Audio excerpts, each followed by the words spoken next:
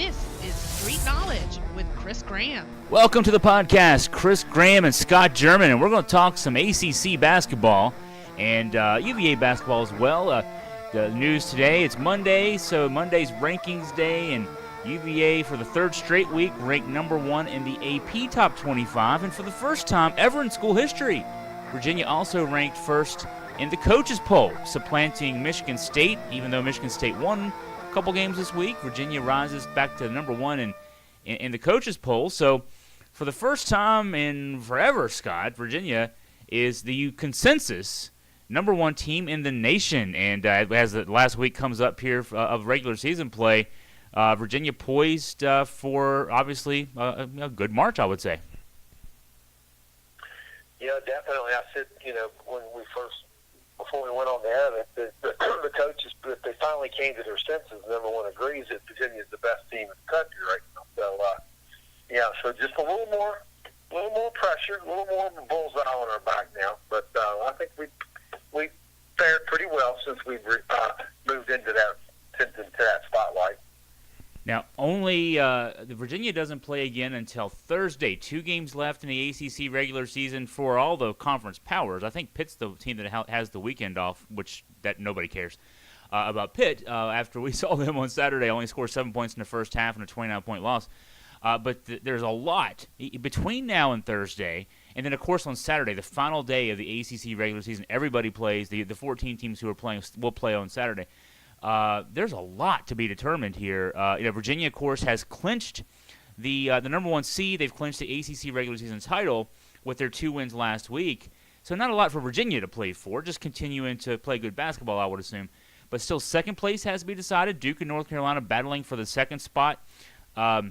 Also, the battle for that fourth double bye. We know that Duke and Carolina, some combination thereof, they're going to be the 2 and 3 seeds. We just don't know which order quite yet. But as far as the fourth double bye, we have no clue. There are, at my count, what did I have here? 5 teams within a game of each other for that fourth double bye. So what that says is, right now you could be sitting in 4th place. You could fall all the way to 9th place if things don't go well for you this week. And I guess we should talk about the first of those teams in that mix, Virginia Tech. Actually, right now Tech is in 6th place with their loss to Louisville at home on Saturday. At 9-7 in the ACC, though, they could conceivably go up to the 4th spot with a good week this week. They've got Duke tonight. They've got Miami on the road on Saturday. But they could also, and Scott and I will talk about this, they could also fall all the way out of the NCAA tournament perhaps if the Hokies struggle this week, lose both games this week, maybe lose their first game in the ACC tournament next week. So a lot on the line starting tonight, Scott, for this Virginia Tech team that beat Virginia a couple weeks ago, but still has some work to do to get in the NCAA tournament. Yeah, and they've got a golden opportunity. They somehow or another play well enough tonight, beat Duke, carry that momentum down to Miami on Saturday. Hokies go into the tournament on a high note, but they haven't played well at home this year. They're just 5-3. I say just, but 3 losses at home in the ACC. That's tough, and they're staring right down the barrel at maybe a 4th tonight. But even if they do play well, because unfortunately, we have to admit, Duke's playing extremely well, and they've got their top player back. Bagley's back. He had a game Saturday to kind of get his wind, and he should be full strength tonight in Blacksburg. So Tech's got they got a pretty tough road to hoe, but they kind of made this bid by losing some games that you kind of scratch your head by. I mean, the Virginia loss earlier in the season, that's not unusual, but losing at home to Florida State, losing at home to Miami, and then losing to Louisville on Saturday, those are games that, on paper, you think you pretty much, I think like Tony refers to them, you got to make that, you got to have that birdie. You got to protect your home court. And Tech has not done a good job of protecting home court. Yeah, that's an issue, and an issue, too, we've talked about this before. The non-conference strength of schedule for Virginia Tech this year was laughable at best. Looking at KenPom.com's updated rankings, The non-conference strength of schedule. Let's get a quick look at Virginia Tech. Their non-conference strength of schedule 341 out of 351 teams in the country, and so even with the success in the ACC, the win over Virginia, the factors too. I mean, you look at various things. The RPI, it's the lowest RPI if any of the 10 teams. And will go. I'll throw Notre Dame in a little later. We'll talk about Notre Dame in a second. But their RPI would be 10th of the 11 teams still in the mix for an NCAA bid, because I'm going to throw Notre Dame in that mix at 57. And 57 is not a comfortable place to be in the RPI if you're a team looking for an at-large bid. And so those two numbers conspire against Virginia Tech. 341 non-conference strength of schedule. The Tournament Selection Committee does not like teams that don't go out and challenge themselves in non-conference play. That 57 RPI is something to worry about. And I would also throw in, and this is from one of my new favorite websites, the barttavorik.com website. I was looking everywhere online to find, the Tournament Selection Committee is using these quadrants now. Quadrant 1, Quadrant 2, Quadrant 3, Quadrant 4, looking at how you fare on the road against top teams, your record against RPI 1 through 25, etc. And so, without going into what would be a couple-hour-long podcast to explain which quadrant is which, Quadrant 1, Virginia Tech currently 4-5. Quadrant 2, 4-3. They're 8-8 overall against those the top teams. That's not bad, but because you look at some other ACC teams, I was surprised to see, for example, Clemson, a team that a lot of us think is a lock, is currently, you look at their Quadrant 1. They're just 2-7 against Quadrant 1. Now they're 8-0 against Quadrant 2, so 10-7 overall. But I think Tech's numbers compare favorably, but you get a couple losses this week. Again, you lose the first game in Brooklyn. At that stage, you'd be, if you're Virginia Tech, you'd be 20-12, I think, with a 9-10 record overall in the ACC with that weak non-conference schedule. I think you're out. And so, you got to win tonight. You got to win on the road at Miami. Or you got to win at least one in Brooklyn. I think if they lose tonight and they lose to Miami, they might have to win 2 in Brooklyn, Scott, to punch their tourney ticket. And so that's why tonight's so important. You win against a great Duke team at home after a win a couple weeks ago against Virginia on the road.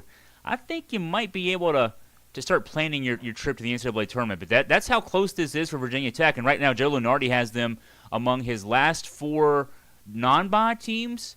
But that's again, with a 9-7 record, they lose a couple more. I bet they're on that. I bet they're on the other side of the bubble. I'll tell you what, Chris. They have. If you and I were Hokie fans right now, or let's just, because we know that's not going to ever happen. Not in this universe. Not in the universe that we know.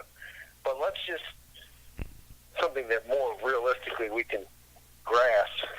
Let's say that we swap places and Virginia's facing the same scenario that the Hokies are facing tonight. I would have to be on heavy medication. Because if you look, I'm looking at the standings right now in front of me. Tech is 9-7. Now, let me preface this. Tech wins tonight. They beat Duke tonight, and I don't care what happens to them the rest of the season. If they were to go out and let's say something totally unusual and say score 7.5 points, which we know will never ever happen to anything. Well, maybe we know that. They're gonna be in. Winning tonight against Duke, they punch their ticket to the NCAA. Doesn't matter what they do Saturday against Miami. They could get beat by 50 in a first round game against whomever in the ACC tournament they're in. But they're at 9-7 right now. Tech could. The scenario that could play out in the next 2 games, they could go, realistically, they're not going to go into the top 3 because they're 2 games behind Carolina right now, but they could easily get into that double bye. They could go 4th, but I'm looking all the way down. Tech could finish anywhere as high as 4th or somewhere around 9th. Yeah. And then if they were to lose 2, that would put them at 9-9. Florida State's 8-8. Louisville's got a game against Pitt, I believe, tonight. Yeah. So you got to see if Pitt's going to get to 10. The other thing, what happens too, if you start losing these games, then you've got that feeling that you've got to look at the conference tournaments, and you better hope that there's no major upsets to some of these one and done, or some of these one bid or two bid conferences where somebody that's got 12 wins the conference and gets an at-large berth, and maybe that conference has a second team that the NCAA puts in. Tech doesn't want to lose the next two games because if that happens, they are really on that bubble. They're going to have to make a deep run in the ACC tournament, and if they lose the next two games, then they're not going to get the double bye. They're going to be playing on Wednesday, right? Right. So how difficult is it to expect them to win 3 or 4 games in the ACC tournament? They're really digging a hole that they don't want to think about. So They don't win the next 2 games. that's the case for Virginia Tech, but you look at and not just Tech though. There's everybody it seems this week outside of the Virginia, Duke, North Carolina group. And of course, Duke and Carolina finish up the regular season on Saturday. That will be effectively likely for the second seed. Duke plays tonight against Virginia Tech. We mentioned Carolina hosts Miami tomorrow night. So not easy games for either of those teams. But really the attention for those two is turned all the way to Saturday. So then, the battle for fourth place. Other teams competing for that, North Carolina State. I've kind of got this down here. Well, let's start with North Carolina State. They've got Georgia Tech and Louisville. That's a favorable schedule for State, who's been hot lately. Clemson's not been hot. They did win over the weekend, and so they got 10 wins now. The Tigers do in ACC play. They seem to me they were a lock a couple weeks ago. I'm not so sure. Their RPI is still really good. Their RPI is number 9. But I mentioned that record against the first two quadrants, Quadrant 1, Quadrant 2 of 10 and 7. I mean, they're going to make the NCAA tournament, but right now they're sort of reeling. They lose a couple this week. If they were to happen to lose this week, and they've got Florida State and Syracuse, 2 other teams who need to win to enhance their resumes and that kind of thing. Clemson could be an interesting case. Louisville at 9 and 7 in the conference. They've got Virginia, as I mentioned. Virginia plays at Louisville on Thursday night, and then Louisville finishes up Saturday with NC State. So we talked about Tech with Duke and Miami this week. Miami's got UNC and Virginia Tech. You go all the way down to Florida State. Then Florida State's 8 and 8. So they're 2 games back of the 2 teams who are right now tied for fourth, which is Clemson and NC State. Mathematically, they could still potentially finish fourth, I suppose. All the other things play out. But Florida State this week finishes with Clemson and Boston College. Syracuse is 7 and 9 in the ACC. I don't know about Syracuse right now. Lunardi has them actually not making the field now. Syracuse closes with Boston College and Clemson. So then I talked about bringing up Notre Dame just for this reason. Notre Dame quietly is 7 and 9 in the ACC. Their RPI is 66. They're not very far behind Virginia Tech in the RPI. They got Pitt this week. So you got Pitt. Then, if you go to Virginia on Saturday, if you're Notre Dame and you go to win at Virginia on Saturday, you're 9 and 9 in the ACC. There you might get a pass for all the games you had to play without. Notre Dame this year played without so many guys. Bonzie Colson, Matt Farrell missed a good bit of action this year. I think Notre Dame would still have to win a game or 2 in Brooklyn, but I don't think they're quite out yet. I think we want to put them in the mix at least for an NCAA bid. So that's 11 teams that have a chance. I think we get 9 in, but there's still a lot of room for movement between now and next week. Yeah, for a conference, it's in its last week. 1 game for a couple of teams, 2 games for most of the conference. A lot of things still hanging out there in the balance. So it's going to be. The only thing for certain is that Virginia's clinched just about everything worth clinching, and the rest of the conference is there's a lot up for grabs. It's going to be fun to see how all this plays out. It starts tonight with Virginia Tech hosting Duke.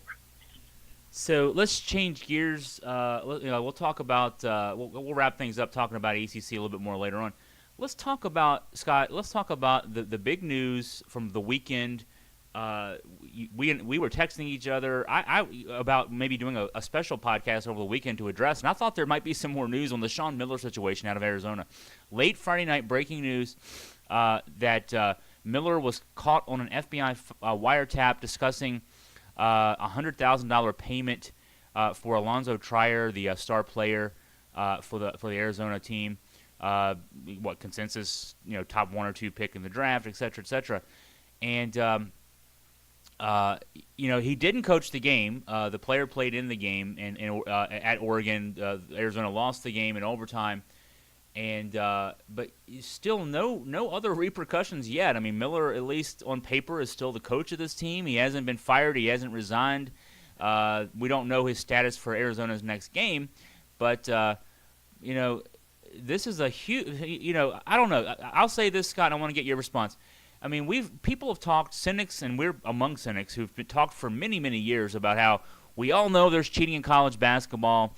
And to me, the only question was, if we all know it, I mean, as much as I wanted to believe that too, we never had a smoking gun. Now we got ourselves a smoking gun. Sean Miller, we haven't heard the audio yet, but reporting that an FBI wiretap caught him talking to this agent, this runner for an agent. I was surprised. I don't know. I mean, I'm not surprised that it's going on. I'm surprised that somebody got caught finally after all these years.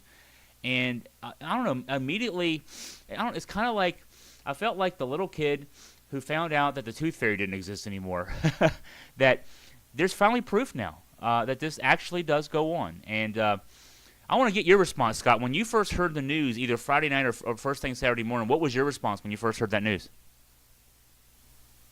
Well, it's sort of like you just said,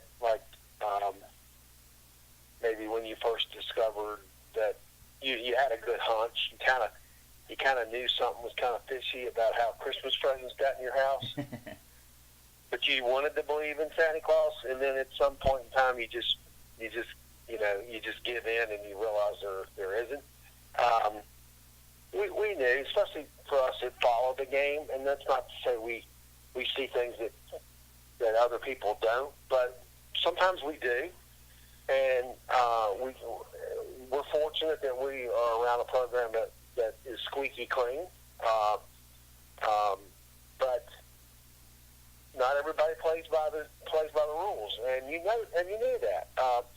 And maybe not necessarily paying players, but I mean, let's call it what it is. Look at the North Carolina academic scandal.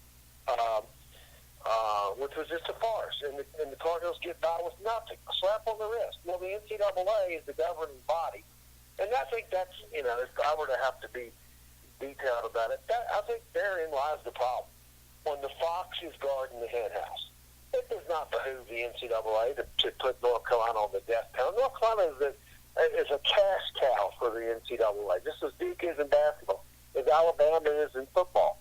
The NCAA depends on these schools to make them millions and millions of dollars, and they're not going to look that hard. And they had a chance to set a major example with North Carolina, and they didn't. They didn't even slap their wrist. Unfortunately, some NAIA school in the middle of Texas is being put on probation for a kid maybe getting a McDonald's Happy Meal box once.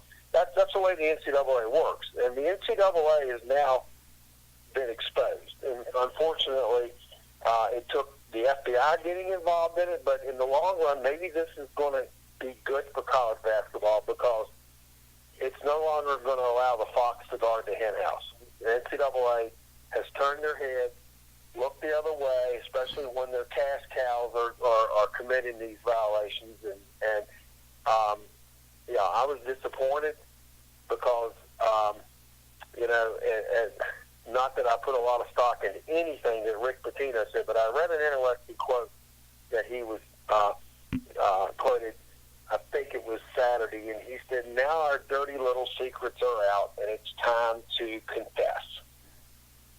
So, and that's coming from Rick Pitino. So, hopefully something good will come of this, and that this thing's going to get cleaned up.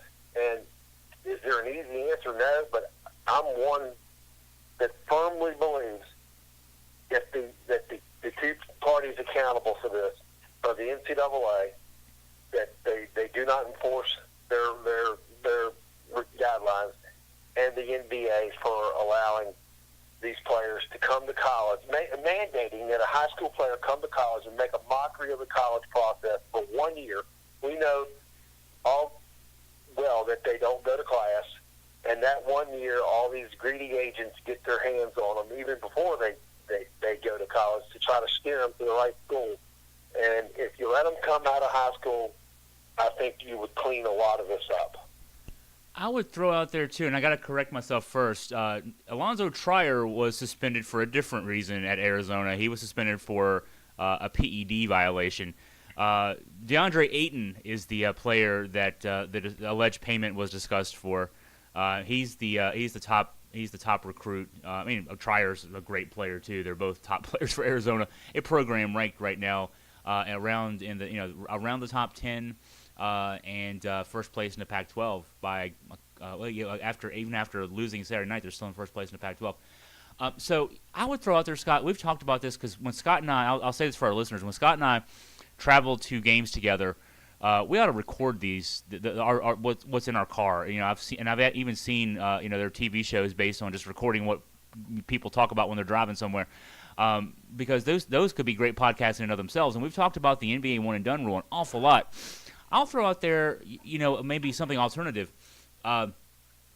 If there are already coaches out there, and I cannot imagine that Sean Miller is the only coach discussing payments with runners for agents for players. I mean, we're not that naive to think that he's the only one to ever do this. We know this has been going on for a long, long time. Before it was runners for agents, it was just boosters giving them money. So we know this has been going on for a long, long time. If that's the case, why are we still clinging at the NCAA level to that outdated model of amateurism that not even the Olympics uses anymore? The Olympics, the Winter Olympics, Summer Olympics, to qualify to be an amateur in the Olympic movement, you don't have to not make money. You can take endorsement money. You can get paid for your sport. And obviously with the NBA players, NHL players playing in the Olympics in past years, we know that's the case.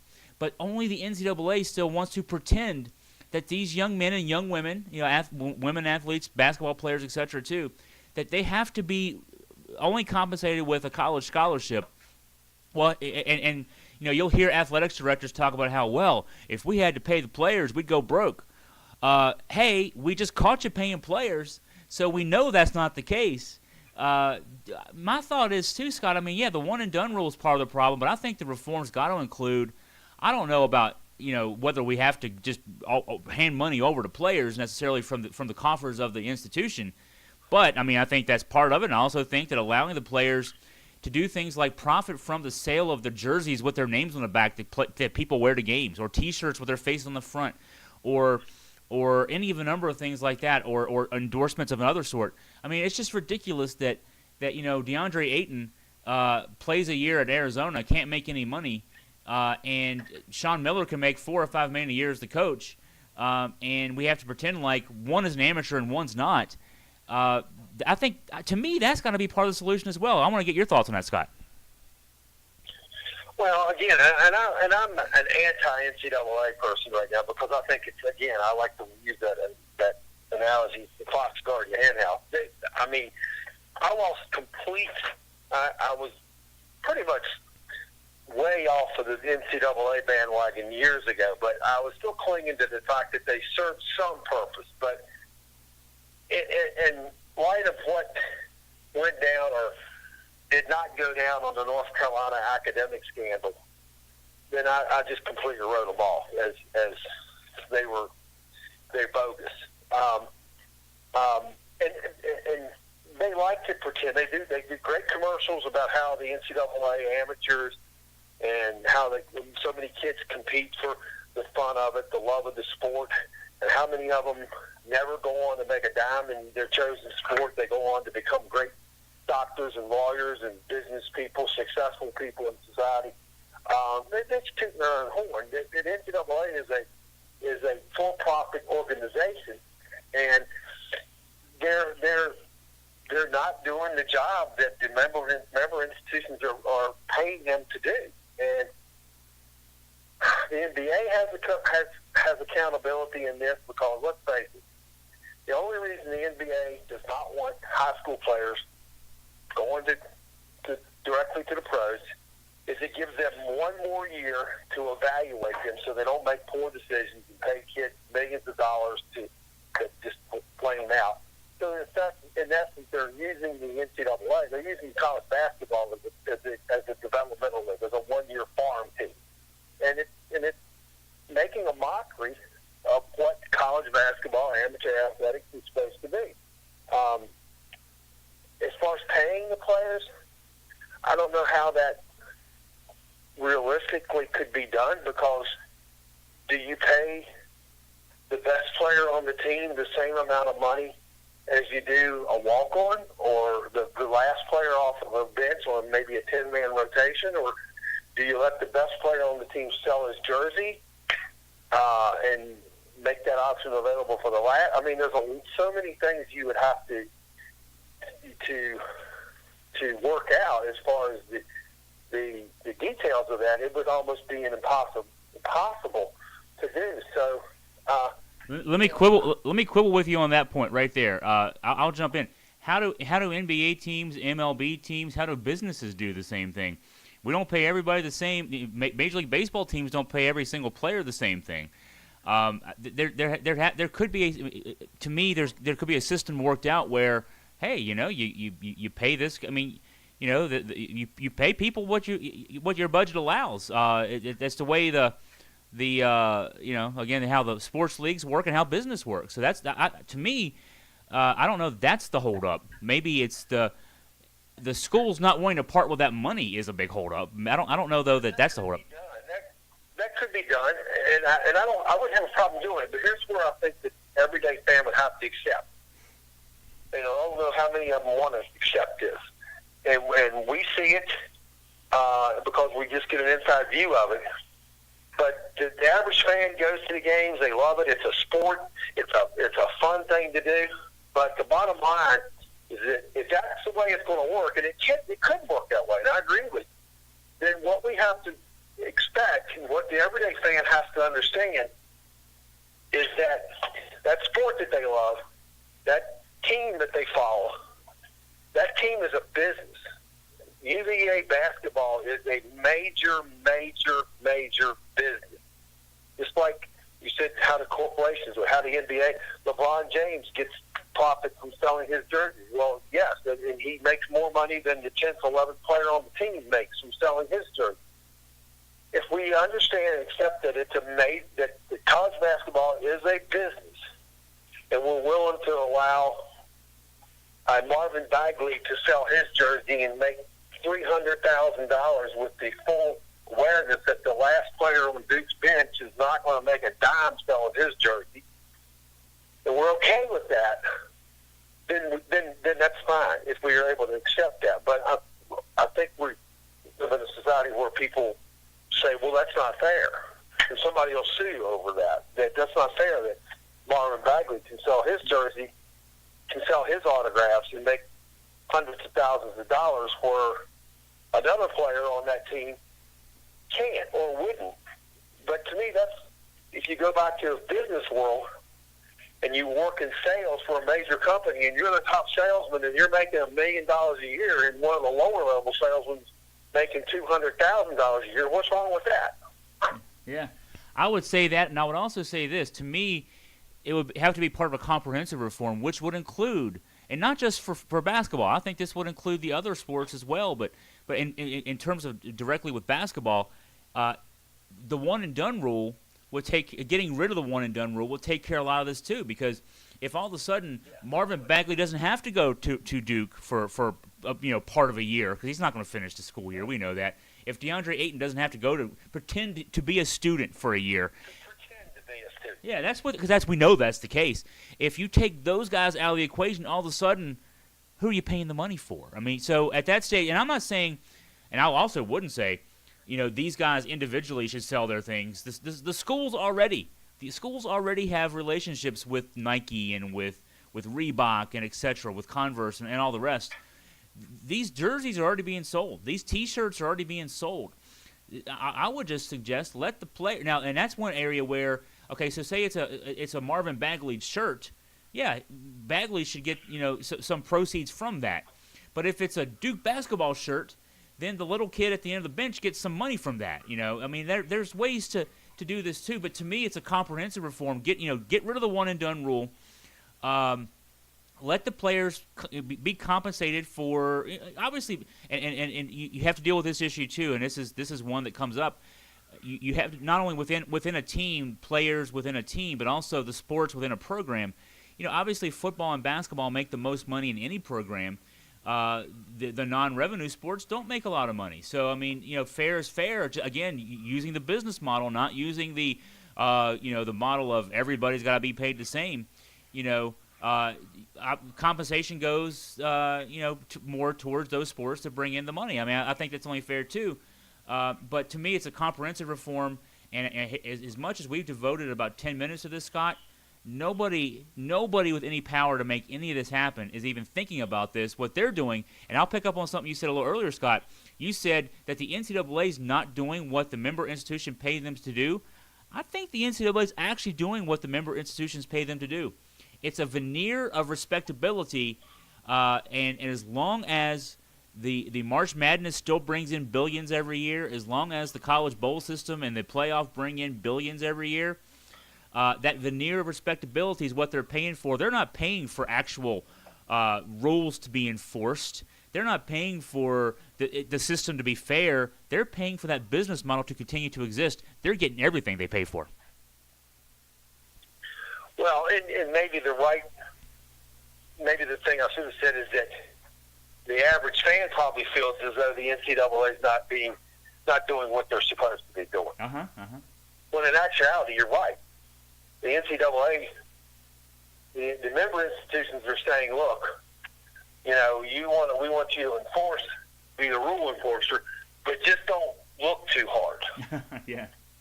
Well, I mean, this is pretty blatant if these things are taking place.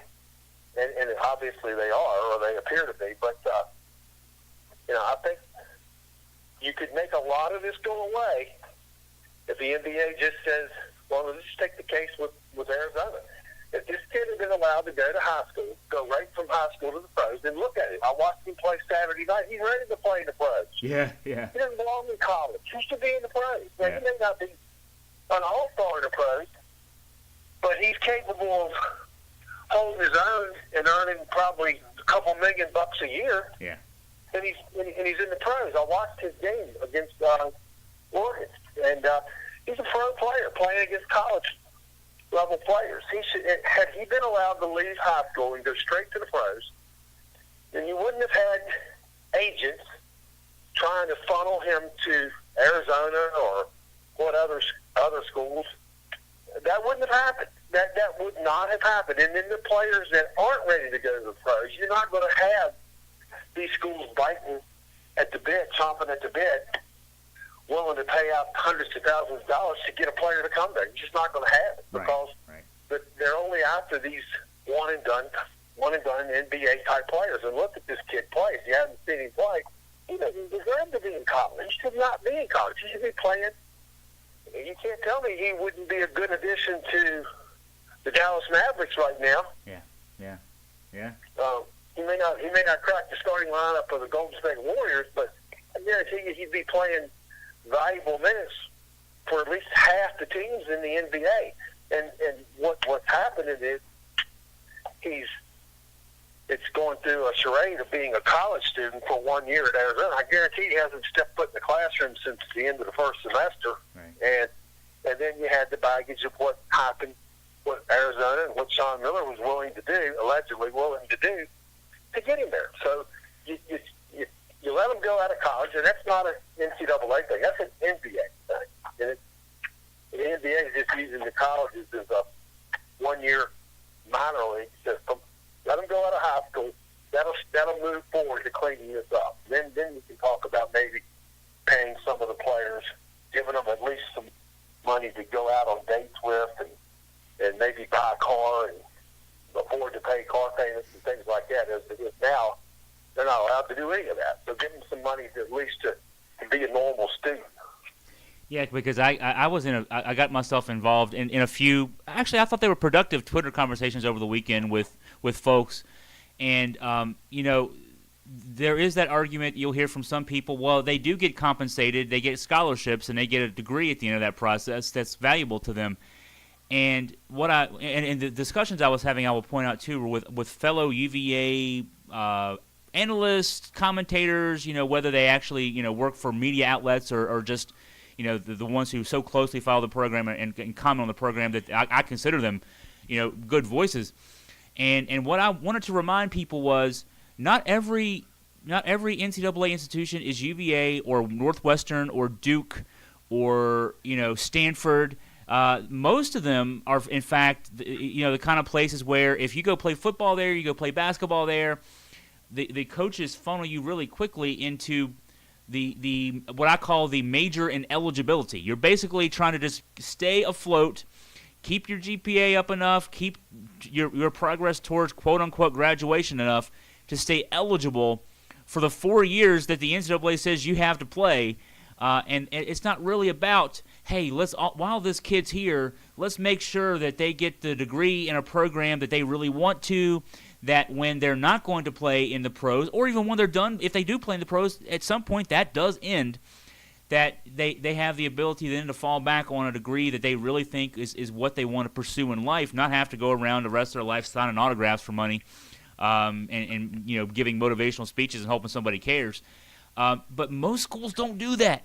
So the idea that, well, they're getting compensated, the compensation is, their degree. I mean, a lot of degrees are worthless if there's nothing to back them up. And so, we are fortunate, Scott, you mentioned this earlier, we're fortunate that we follow a program that's currently ranked number 1 in the country that also does put an importance on those guys getting, meaningful degrees, but not everybody does that. So, this is a mess. I mean, this Miller wiretap just opens the whole thing up to realizing just how hypocritical this whole process is. We love the sport. I mean, Scott and I, we spend so much time at games, thinking about games, talking like we're doing right now about games.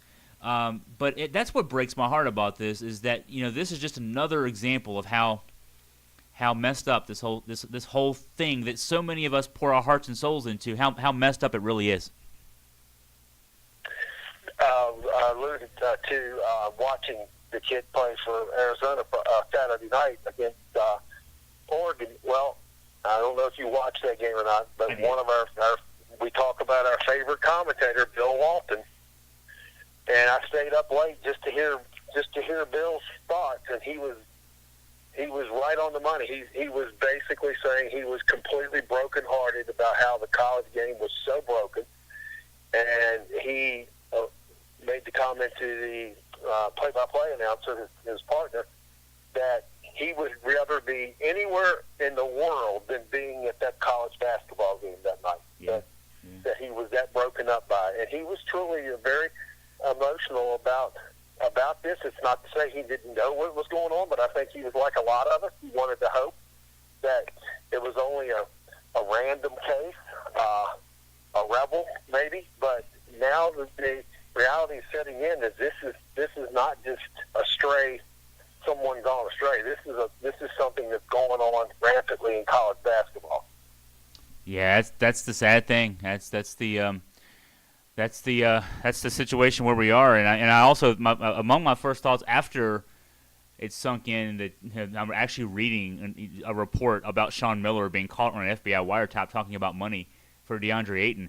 I started thinking, too, that anybody who's talked to that runner, I think his name's Charles Dawkins, I know his last name is Dawkins, anybody who's been on the phone with that guy in the last year is messing themselves right now over what they may have said. Yep, if you've had a conversation with him, you're probably hanging pretty close to the bathroom right now because